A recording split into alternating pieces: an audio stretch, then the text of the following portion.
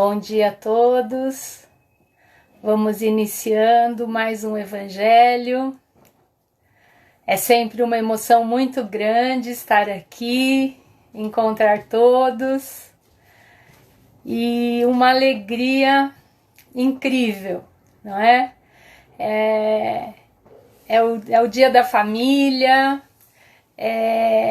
é um dia onde a gente imagina um sol intenso envolvendo cada um de nós em muito amor, em muita paz, em muita energia nova para a gente recomeçar a semana fortalecidos na nossa fé. Então, um bom dia a todos com muito carinho.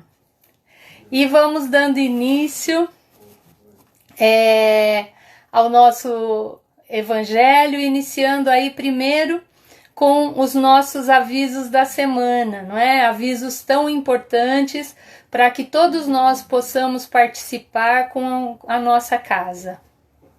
E aí nós vamos iniciando, sugerindo a todos, né, que divulguem entre os seus contatos, as nossas lives. Assim como elas são muito importantes para o nosso fortalecimento espiritual, ela também é importante para todos neste momento em que muita incerteza, né, paira sobre todos nós e que muitas vezes nos afligimos e isso acaba tirando o nosso equilíbrio. As nossas lives acontecem de segunda a sexta-feira, às 7h30, às 19h30, não é? E na terça-feira nós temos duas lives, né? Temos aí às 14 horas também, um horário muito bom para que quem tem essa disponibilidade possa também estar assistindo. E aos sábados e domingos, às 10 da manhã, não é? São dias assim que iniciamos de maneira diferente, então o evangelho já vem logo cedo para nos acolher e abrilhantar mais esse dia que inicia. Nós também vamos, todos nós dentro desse compromisso com o evangelho de Jesus, que precisa romper barreiras, vamos pôr em prática o Evangelho sem fronteiras. Uma palavra de amor pode salvar uma vida. Então, fica aí o convite para que todos possamos participar, divulgar, para que outros companheiros juntem-se a nós. E se você é trabalhador ou aluno, participe também dos estudos virtuais. A grande importância do estudo na nossa vida. E o estudo ele tem sido muito bonito. Você que é pai, você que é mãe, sabia que nossa casa oferece aulas virtuais de evangelização infantil? Tem também aulas para pré-mocidade e os encontros do GECAL, que é o nosso grupo de jovens. A equipe de evangelizadores está se desdobrando em preparar conteúdos da linguagem acessível de cada faixa etária. Essas aulas acontecem aos sábados, das 9 às 10, e se você tem interesse em que seu filho participe do GECAL, entre no Facebook do Evangeluz e lá você vai encontrar todas as informações. Estamos mantendo plantões no nosso A Caminho da Luz para a retirada dos livros do Clube do Livro. Então, quem faz parte aí do Clube do Livro, de segunda a sexta-feira, das 9 às 17 horas, e aos sábados, né, atendendo todos aqueles que não têm a disponibilidade do dia da semana, aos sábados das 9 às 15 horas. Sempre lembrando de levar os seus comprovantes ou, se preferir, pode acertar na hora. Nesse plantão, você poderá ainda acertar boletos de contribuição, tornar-se sócio do clube ou tornar-se associado das obras sociais da nossa casa, ou adquirir a nossa linda camiseta comemorativa, olha aqui, né? De 45 anos. Ainda dá tempo de vestir a nossa camisa. As máscaras com o logo acabaram, mas já estamos providenciando mais. Fique de olho que em breve teremos novidades. Esta semana temos mais uma notícia muito legal. A partir de quarta-feira, dia 14 de outubro, a nossa livraria estará aberta também para quem quiser ir comprar seus livros. Vamos reabrir com todos os protocolos de segurança. Por hora, ainda somente de segunda a sexta-feira. Sempre lembrando que é uma oportunidade de ir ao centro e sentir a energia da nossa casa. Realmente, a hora que a gente chega lá, a emoção toca fundo na gente. Fique atento se você tem itens legais como eletrodomésticos, eletroeletrônicos, utensílios de cozinha, roupas e calçados masculinos, femininos e infantis. Sempre em bom estado. E quiser fazer doações para o Mercalar, leve lá no A Caminho da Luz, durante os plantões de segunda a sábado. Não recebemos móveis, mas esperamos sua colaboração para que na reabertura estejamos preparados com as coisas que você tiver doado. Retomamos a campanha de arrecadação de alimentos e itens de higiene e limpeza para nossos abrigos. Veja nas nossas redes sociais as necessidades do momento. Lembrando que essa ajuda faz uma grande diferença nas nossas unidades. Contando com todos, sempre nos tornamos mais fortes. Se você puder nos doar alguns itens, leve lá na Rua Managé 78, das 10 às 14, de segunda a sexta. Nas nossas redes sociais também estão disponíveis os nossos dados bancários para quem puder fazer doações, sempre lembrando de identificar o depósito para o nosso controle. E agora que os avisos já foram dados, vamos aí, vou chamar hoje o nosso companheiro que nos trará o Evangelho, que é o Carlos César. Então vamos aí chamar o Carlos César e depois nós seguimos junto com ele fazendo a prece. Só um minutinho que eu vou colocar ele aqui. Aqui. Agora vamos, companheiro. A pandemia nos trouxe algumas coisas que não foram boas, mas também nos trouxe coisas muito boas, como foi conhecer esse companheiro tão querido que é o Carlos César. Então, é uma alegria receber você, tá? E aí, para a gente começar o Evangelho, vamos juntos, aqui eu vou fazer a prece. Então, assim, reunidos que estamos, vamos agradecer a Deus, nosso Pai, pelo dom da vida, pela oportunidade de comunhão com os espíritos de luz, com o A Caminho da Luz, nossa casa espírita, e com os nossos companheiros queridos. Pedimos que possamos assimilar e compreender o ensinamento que vamos receber e aplicá-lo em todos os dias da nossa existência. Que façamos o Evangelho de Jesus presente em todos os nossos atos, no nosso dia a dia. Esteja conosco, Jesus, agora e sempre. Agora é com você, Carlos. Bom dia, Leila. Bom dia, Leila. Bom dia a todos. Bom dia, família Caminho da Luz. É um prazer estar aqui novamente em mais uma live. Nós vamos bater um papinho hoje sobre um tema muito importante, muito polêmico, inclusive, que é, em síntese, a eutanásia. O tema é uma pergunta: é permitido abreviar a vida de um doente que sofre sem esperança de cura? Ou seja, praticar a eutanásia é permitido? Sob a visão espírita, à luz do espiritismo? Então, em primeiro lugar, temos que definir o que é eutanásia. A eutanásia é o ato pelo qual se subtrai a vida de alguém, com o pretexto de evitar-lhe sofrimentos, bem como aos seus familiares.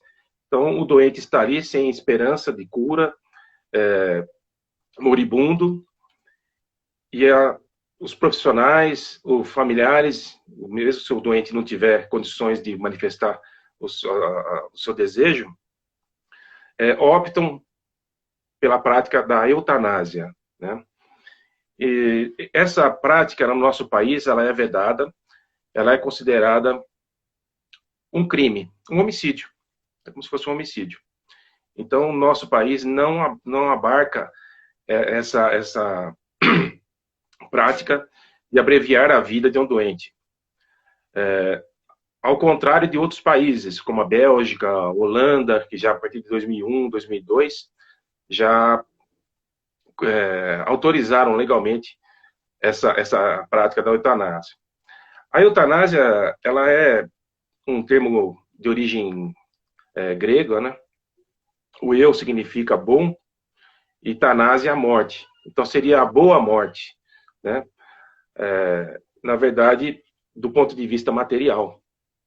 Então nós estamos falando à luz do espiritismo, nós sabemos que aqueles minutos derradeiros, os dias derradeiros da vida do ser humano são muito importantes para que ele possa refletir, para que ele possa, ali, mesmo no sofrimento, na dor, colher alguns frutos ainda, né?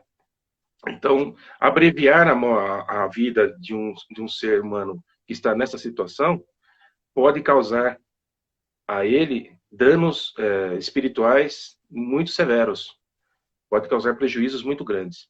Então, na boa morte, do ponto de vista material, de quem está olhando somente o material, e não o espiritual, o pós-morte. Nós sabemos que a morte é do corpo físico, né? É do corpo biológico. O ser continua a sua trajetória, nós somos espíritos, somos consciências cósmicas.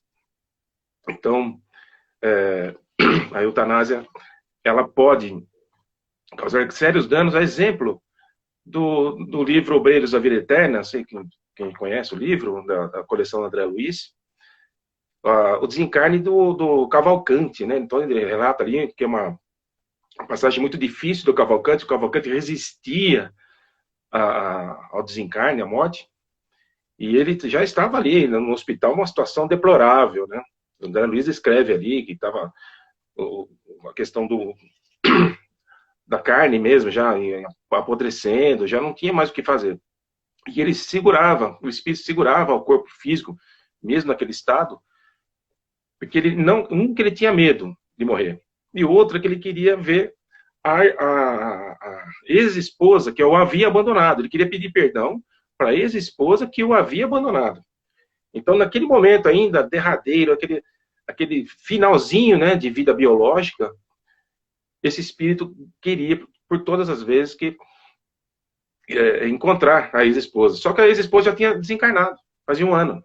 Então, André Luiz, a equipe ali do Jerônimo, eles vão e trazem a mulher, o espírito, que também não estava numa situação muito boa, e ele ali se entende com ela. Os dois pedem perdão um ao outro, né? Então ele fala, bom, agora eu posso ir, eu já me sinto bem, me sinto aliviado. Então, mas mesmo assim, né, do ponto de vista espiritual, o ajuste tinha sido feito, tinha sido assim, conseguido um avanço muito grande para ele, né? Para ele se sentir bem melhor, para ele poder retornar à pátria espiritual um estado emocional, psíquico melhor. Mesmo assim, o médico ainda aplica os analgésicos em grande proporção e pratica a eutanásia. Para desencanto, né, da equipe do André Luiz, que estava ali, de Jerônimo, né? E isso causou ao Cavalcante um dano muito grande, que ele demorou mais de 20 horas para se desligar do corpo físico. E ainda, quando conseguiram desatar os laços, que os laços não são cortados, nós aprendemos isso, os laços são desatados, né? Meticulosamente, né? Pelos espíritos encarregados, 20 horas depois que o Cavalcante desencarnou. De fato, né? Os laços foram desatados. Então, e ele voltou para o plano espiritual inconsciente, ele voltou sequelado por essa atitude do médico, que acabou praticando ali a eutanásia, achando que estava fazendo bem para ele, mas não estava. Então, abreviar a vida de um doente nessa situação é contrário à lei divina. É contrário à lei divina. Nós temos, no Código de Ética Médico do Brasil, a partir de 2010, a contemplação da ortotanásia, que é a morte certa, a morte natural. Né? Orto significa certo. Então, um momento certo, né? Deixar que a natureza faça a sua parte, que o espírito consiga desencarnar naturalmente, sem artifícios, nem abreviando e nem prolongando demais. Quando nós prolongamos demais, eu não sou médico, mas quando prolonga-se demais, uma atitude inútil, uma doença que não tem cura, não tem como reverter o quadro, também causa sofrimento ao espírito. O espírito sofre. Nós chamamos o quê? Eles chamam de distanásia, que é um afastamento, que é o prolongamento desse processo de desencarne. Então, eutanásia, não. À luz do espiritismo. Ortotanásia, sim. Distanásia, é inútil. Prolongar também um processo que poderia ter sido abreviado naturalmente, através de aparelhos, ou através de fármacos, isso pode causar um prejuízo também. Então, nós somos espíritas, à luz do espiritismo, nós defendemos que a natureza faça a sua parte. E que o espírito seja, ali, naquele momento derradeiro, mesmo que esteja inconsciente, fisicamente, biologicamente, que ele receba muito amor, receba muito carinho, conversar com esse irmão que está nessa situação, às vésperas, né, do retorno à pátria espiritual. Ele está ouvindo, o espírito está ouvindo, né? E ter essa compaixão, essa misericórdia, né? Agora, a pretexto de sermos misericordiosos, né, abreviar a vida não é recomendável. Hipócrates, que é um grego que é considerado o pai da medicina, né, tem um juramento que é um juramento famoso, o juramento de Hipócrates. E ele fala isso: a ninguém darei para agradar remédio mortal, nem conselho que o conduza à destruição. Então, os médicos, né, os profissionais da saúde, eles têm esse compromisso, eles têm esse juramento de defender a vida, não praticar a destruição daquele que está ali, né, ou abreviar a vida. Não, é prolongar a vida dentro dos parâmetros éticos, né, morais, dentro dos parâmetros dos códigos da medicina, sem também exagerar, porque está vendo que não tem mais como prosseguir. Então, a pergunta que é feita a São Luís, né, no Kardec, um homem agoniza, isso é no capítulo 5, tá? Item 28 do Evangelho segundo o Espiritismo. Um homem agoniza, presa de cruéis sofrimentos. Sabe-se que seu estado é sem esperança. É permitido poupar-lhe alguns instantes de agonia, abreviando-lhe o fim? Aí São Luís responde. Só um parêntese. São Luís foi um rei, né? O 9º rei da França. E ele foi canonizado. Imagina um rei, né? A prova da realeza, fazendo agora uma parte, a prova da realeza, né? Da riqueza. E ele era tão justo, era tão bom, ele era tão... que ele foi canonizado. Então ele é considerado um santo pela Igreja Católica, né? São Luís. Então, e aí São Luís responde o quê? Mas quem vos daria o direito de prejugar os desígnios de Deus? Ou seja, que tens tu com isso? Quem é você para interferir numa coisa tão importante, numa coisa tão pessoal, né? Quem somos nós para abreviar a vida de alguém? Né? Não pode, referindo-se a Deus, não pode ele conduzir um homem até a beira da sepultura para em seguida retirá-lo, com o fim de fazê-lo examinar-se a si mesmo e modificar os pensamentos? A que extremos tenha chegado o moribundo, ninguém pode dizer com certeza, exatamente. Vai daqui uma semana, daqui um ano, daqui 6 meses. Lógico, pela experiência dos médicos, eles têm uma estimativa, né? Mas, como eu disse, aqueles momentos derradeiros, né, que sejam horas, dias ou meses, são importantes. A ciência, por acaso, nunca se enganou em suas previsões? O materialista que só vê o corpo, não levando em consideração a existência da alma, não pode compreender essas coisas.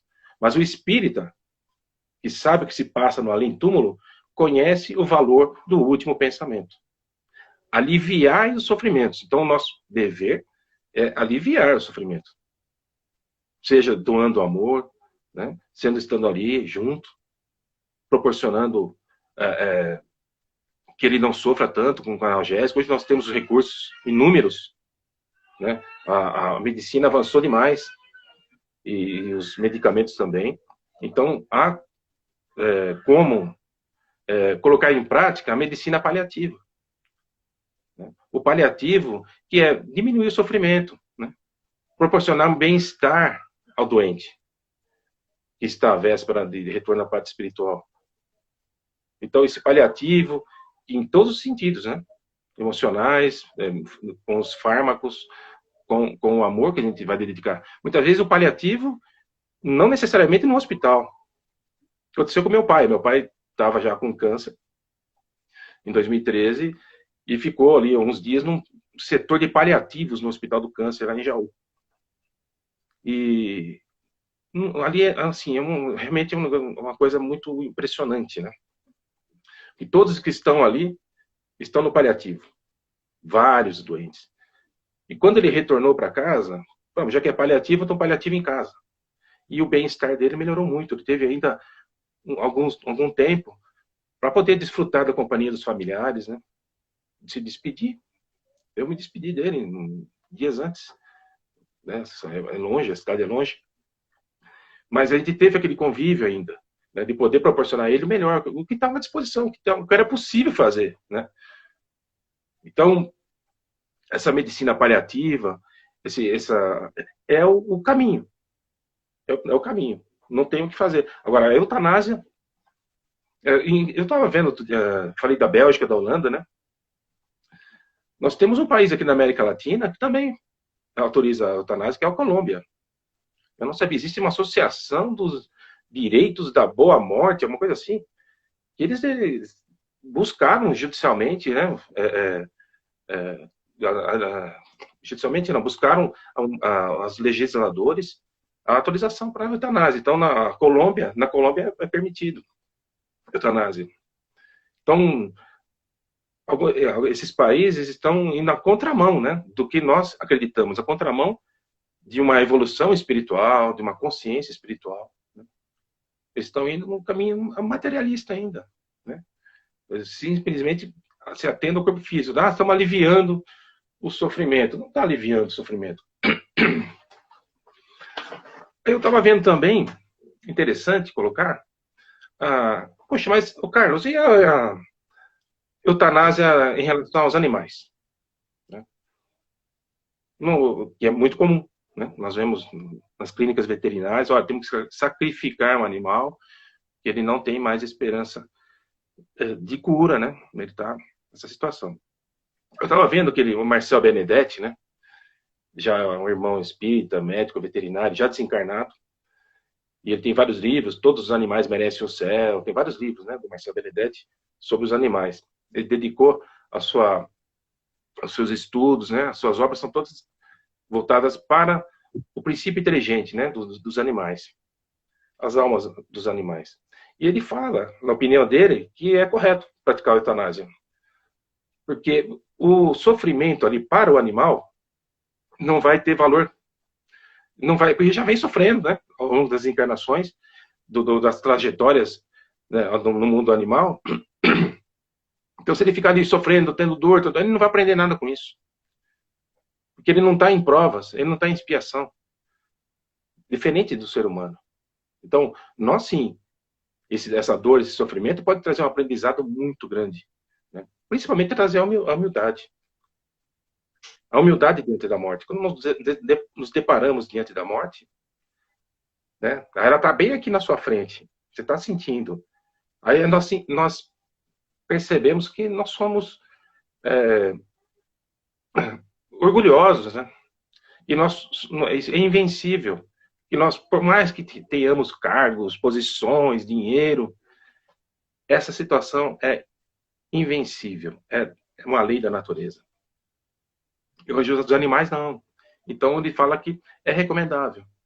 Eu presenciei já na estrada um cavalo atropelado, eu vi o policial rodoviário sacrificando o cavalo. Nunca me saiu da mente isso.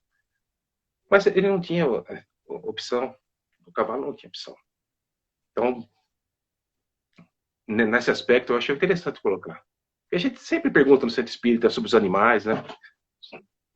Os nossos irmãos menores, que um dia, né, estarão também fazendo parte do reino nominal. Por isso, dedicar o maior amor para eles. E nós temos muito ainda que avançar no que tange aos nossos irmãos menores, né? A OMS, então anotei aqui, ela recomenda, a OMS, hein, cuidados paliativos, que é o controle da dor e de outros sintomas, e o cuidado dos problemas de ordem psicológica, social e espiritual. A Organização Mundial de Saúde, o termo espiritual, tá lá. Cuidados visando o bem-estar da pessoa, e não a luta contra algo que não tem como se combater. A doença e o fim da vida. É o que estou falando. Controlar esse controle paliativo, a ortotanásia. A distanásia também é prejudicial. Os extremos. O caminho é esse caminho do meio, que é a ortotanásia. E no livro O Problema do Ser, do Destino e da Dor, do Leon Denis, ele dedica um subtítulo aí sobre a morte. E ele coloca ali que toda morte é um parto, um renascimento. Poxa, mas no parto, quando vem reencarnar, né, nós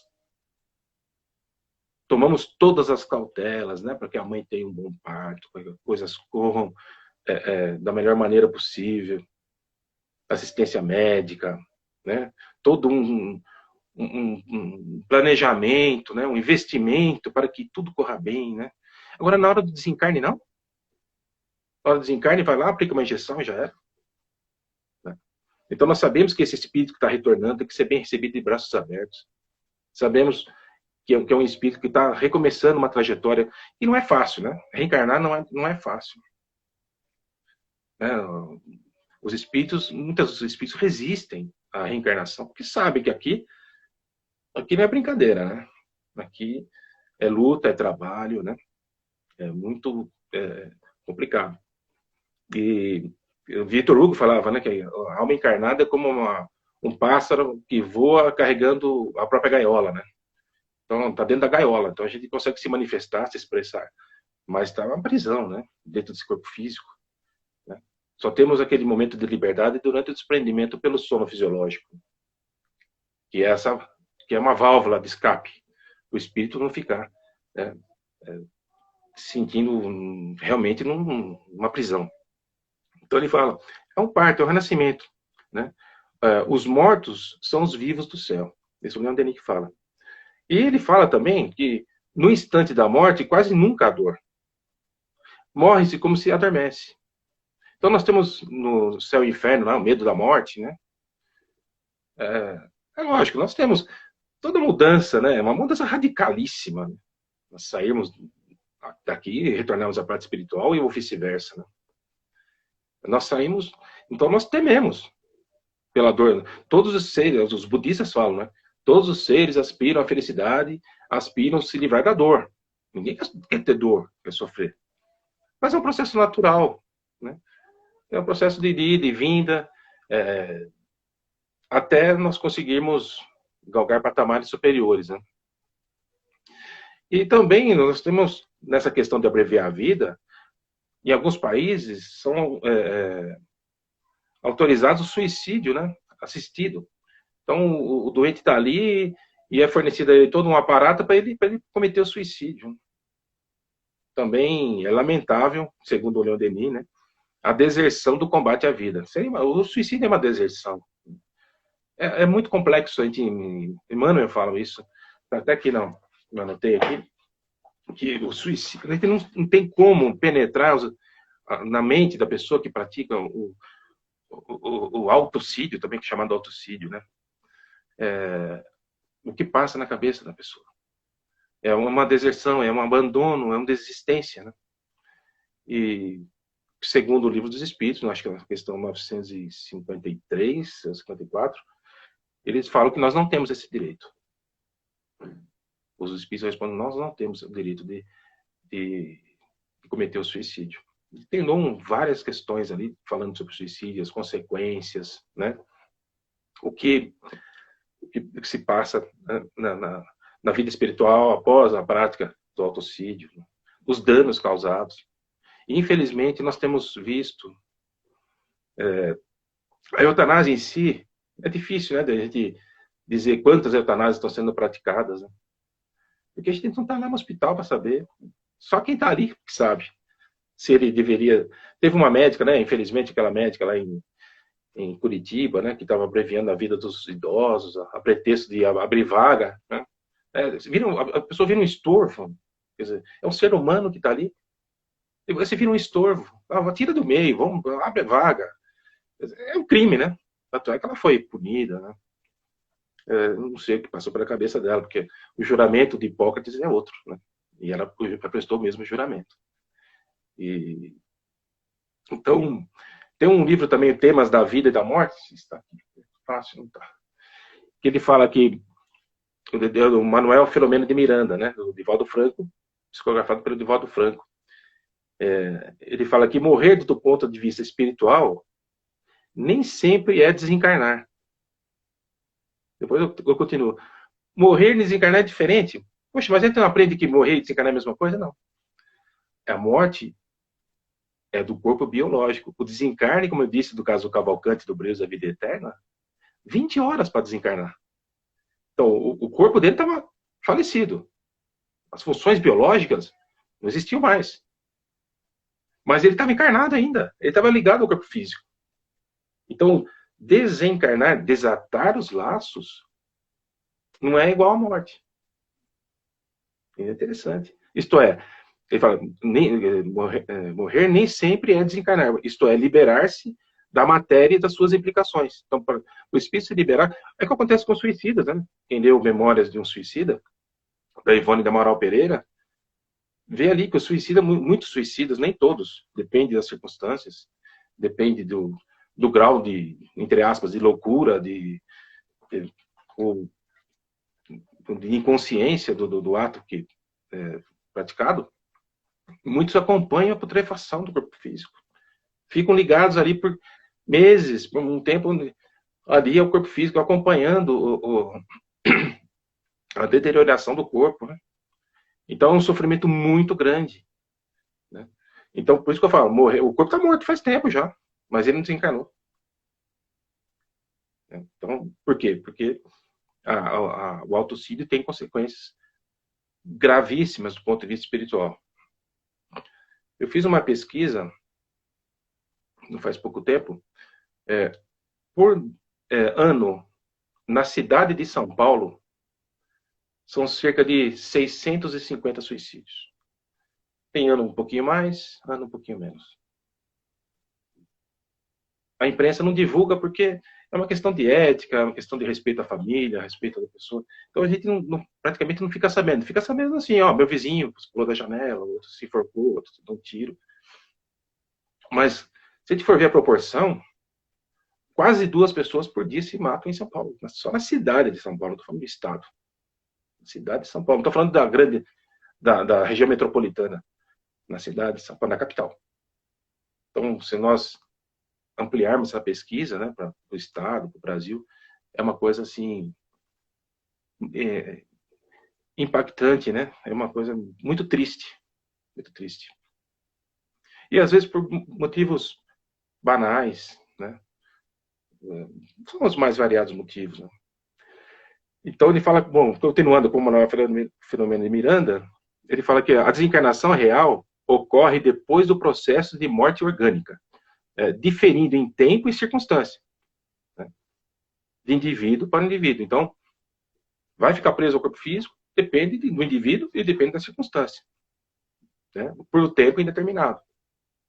Então, se nós considerarmos isso, né, abreviar a morte, nós não estamos abreviando. Porque a morte ia ocorrer mesmo. Todos nós, né? Estando doente, não estando doente, a gente vai. Aí, colocando a eutanásia em prática, o dano é muito grande.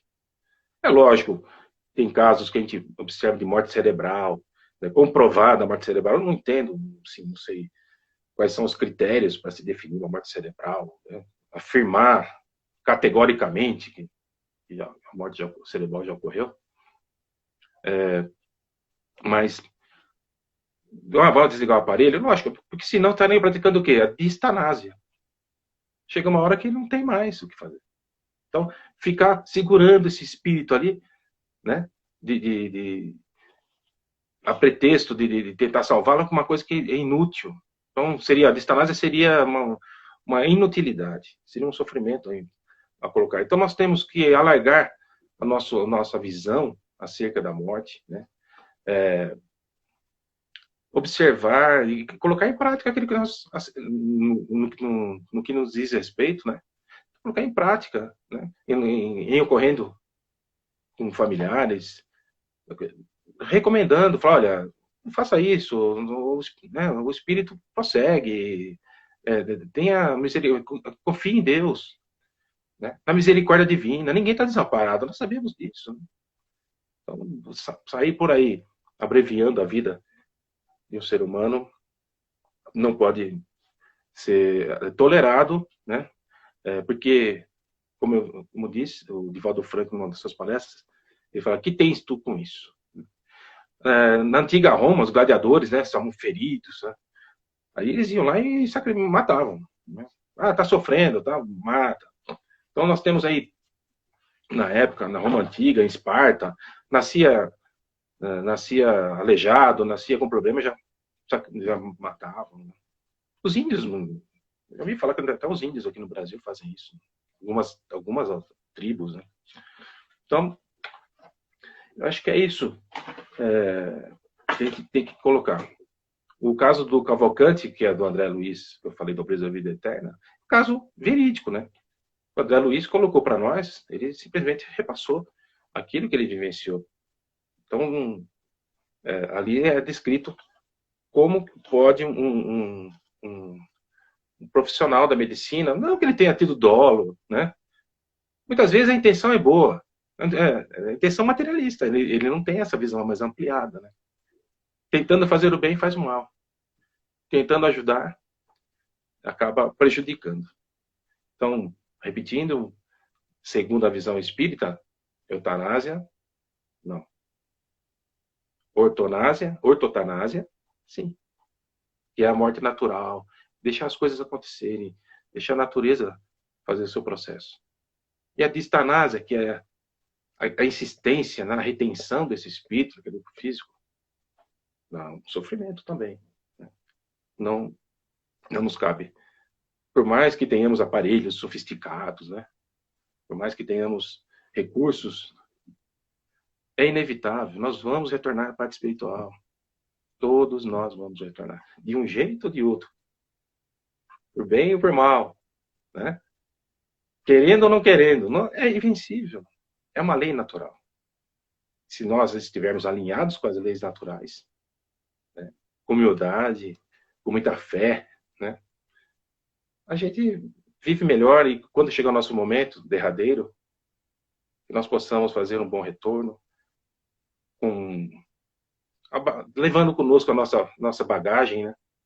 Que é aquilo que nós vivenciamos, o que nós vivemos aqui durante esses anos, e possamos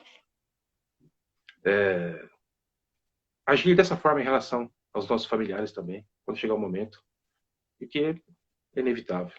Tem uma menina, acho que é a Valentina Moreira, salvo engano, uma chilena, que ela, com 14 anos, ela estava com uma doença incurável.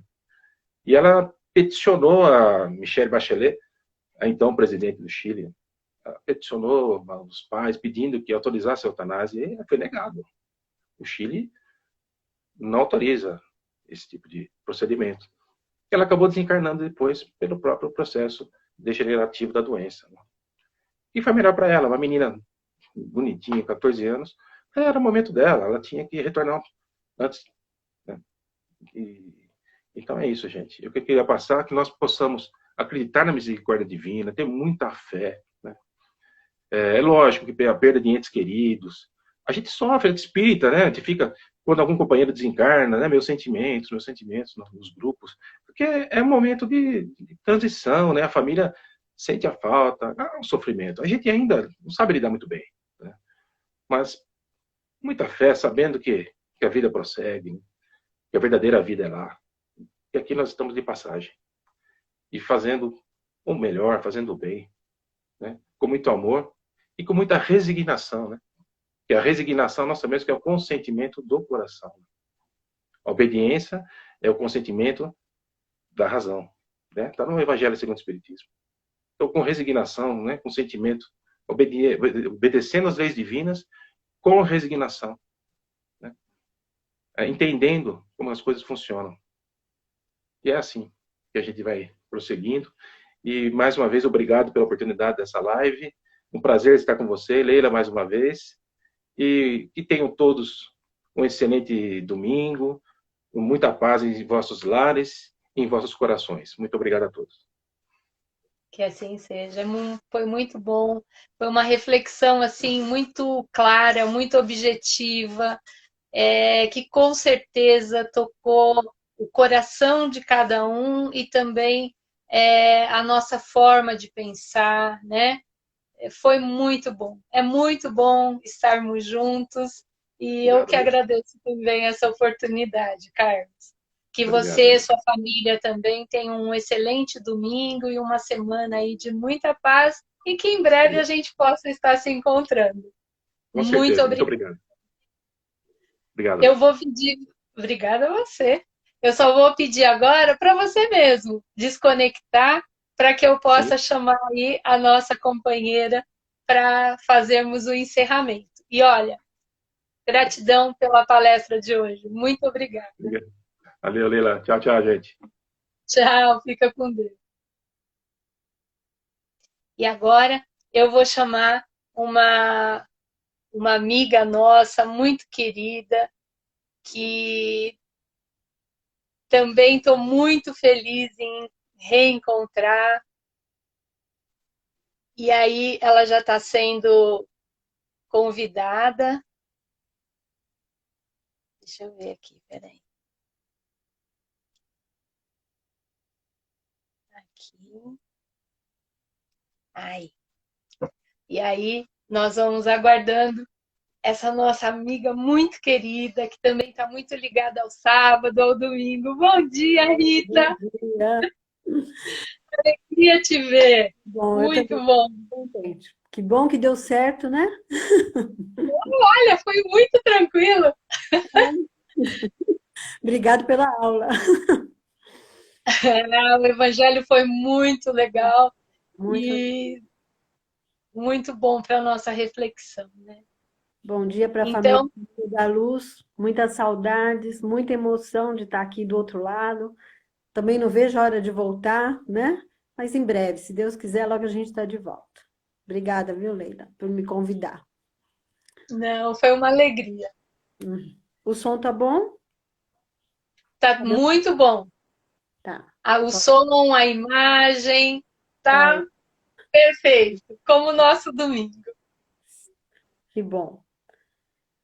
Então, convidamos a todos para cerrar os nossos olhos e percorrer mentalmente todo o espaço físico do lar, envolvendo numa luz intensa e radiante, que vai higienizando todo o ambiente, deixando claro, brilhante e levemente perfumado.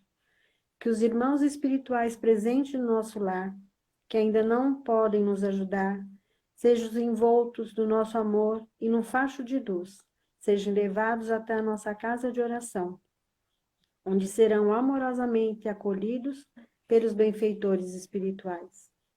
Vamos mentalizar as pessoas que convivem conosco sobre o mesmo teto, também envoltas em muita luz, rogando ao Pai que a convivência seja fraterna e afável, que possamos cultivar a paciência e a indulgência, e que sempre sejamos gratos por tê-los como companheiros de jornada. Fluidos luminosos são projetados sobre o alto da nossa cabeça, iluminando o nosso cérebro, atuando nos nossos pensamentos, para que sejam lúcidos, otimistas e repletos de fé e esperança. Esses fluidos curadores nos ajudam a vencer o pânico, a depressão, a culpa, as angústias, a insegurança e todos os pensamentos que nos afligem. Atuam nos nossos sentimentos, fortalecendo o auto-perdão e o perdão ao próximo. Nosso sistema nervoso é irrigado de fluidos que nos trazem serenidade e bem-estar. Sentimos esses fluidos benfazejos, projetados em todo o nosso organismo, nos proporcionando saúde, energia e bem-estar. Nossos frascos de água estão sendo agora fluidificados e neles estão sendo depositados os elementos necessários para o nosso refazimento. Gratos que estamos ao Pai da vida, vamos vibrar pelo nosso planeta, emitindo com a força do nosso pensamento uma luz intensa que envolve toda a Terra, transmitindo nosso amor fraterno a cada irmão de humanidade. Pelo nosso país e pelos seus dirigentes, que possam ser intuídos pelos espíritos de luz e governem com sabedoria e justiça. Que nosso amado Brasil seja iluminado pelo Evangelho do Cristo e que cada brasileiro se conscientize da importância de seu papel nesse processo de regeneração pelo qual estamos passando. Pelo nosso caminho da luz, que este farol intenso e luminoso se intensifique a cada dia, alimentado pelo amor que nutrimos por essa casa de luz, que amorosamente nos acolhe. Que os laços que há muito unem a família Caminho da Luz se estreitem mais e mais, especialmente nesse momento de transição planetária que estamos atravessando. Pelos nossos familiares, que cada um deles seja amparado pelo Cristo Jesus, receba o que mais necessita, que seus lares sejam protegidos e abençoados. Que permaneçamos nessa sublime comunhão de almas, que neste momento se estabeleceu nos dois planos da vida. Que assim seja, graças a Deus. Em agradecimento pelas essas bênçãos, por esse evangelho, vamos levar até o Pai da vida a prece que Jesus nos ensinou. Pai nosso que estais nos céus, santificado seja o vosso nome. Venha a nós o vosso reino. Seja feita a vossa vontade, assim na terra como nos céus. O pão nosso de cada dia nos dai hoje. Perdoai as nossas ofensas, assim como nós perdoamos a quem nos tem ofendido. E não nos deixeis cair em tentações. Livra-nos, Senhor, de todo mal, agora e sempre, que assim seja, graças a Deus. Obrigada, Leila. Eu que te agradeço. Grande, né? Rever todo mundo. Mas que bom, faz bem pra gente também, né? Obrigada, viu? A gente percebe que fazemos parte dessa grande família, né? E que estamos juntos, nos Mesmo mantemos longe, conectados. Né? Estamos longe, mas estamos juntos, né? Sim. Obrigada, viu? E a gente tem que agradecer a espiritualidade, a equipe gestora da nossa casa também, que encarou toda essa diversidade e nos trouxe a possibilidade de estarmos juntos e que nós também percebemos o quanto é importante para cada um de nós estarmos juntos. Eu agradeço, sim, do fundo do meu coração, você ter aceito e estar aqui conosco hoje. Obrigada. Muito viu? obrigada, Rita. Beijo para toda a Um família. beijo. Tchau. Obrigada.